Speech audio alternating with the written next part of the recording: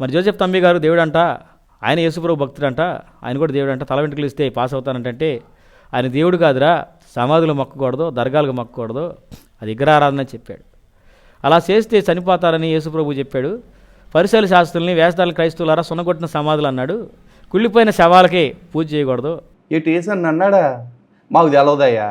ఇప్పుడు మరి ఏసన్ అంటే మరి దేశవ్యాప్తంగా ఎన్ని సమాధులు ఎక్కడి నుంచి వచ్చినాయి కదా. చివరికి సిగ్గు శరం లేకుండా ఈ ప్రొటెస్టెంట్ క్రైస్తవులు కూడా సెయింట్ టోమ్లో మా తోమ గారి శవం ఉంది అని చెప్పేసి ఇప్పుడు కూడా అక్కడికి వెళ్ళి దండాలు ఎత్తుకుని దాచికాయలు పెట్టుకుని వస్తారు. వా, ఎవడన్నా నవ్వితే గుడ్డుతో నవ్వుతారా? ఎగ్గుతో నవ్వుతారా?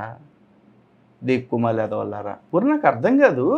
అది విగ్రహారాధన, అసలు ఆ విగ్రహారాధన దైద్యం అన్నప్పుడు మీ గొర్రె బ్యాచ్ మొత్తం హిందువుల కొంపలమ్మటి వచ్చి బాబు మా మతంలోకి మారు అని మతం కోసం ముష్టెత్తుకోకూడదురా, ముష్టెదవల్లరా. ఏం చేయాలో తెలుసా? గుణదలు అని చెప్పేసి, నిర్మలగిరి అని చెప్పేసి, పావనగిరి, మట్టిలోగిరి, మొగలగిరి అని చెప్పేసి రకరకాల కొండల మీద సిలువలు పాతేసి చిలువలు పలువలుగా చేసేసి కొండ సిలువల్ని పెంచుతున్నారే. వాళ్ళ దగ్గరికి వెళ్ళి మట్టి కొట్టుకుపోతారా మీరంతా.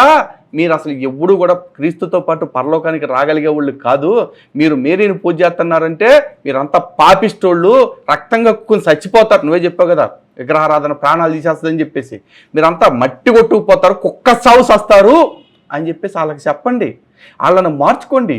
ఆ కొండల మీద ఉన్న సిలువలన్నీ తీసి కింద మింగండి. చెయ్యాలి. విగ్రహారాధన మిమ్మల్ని సంపేస్తుందని భయం ఉంది కదా, సవట సన్నాసి.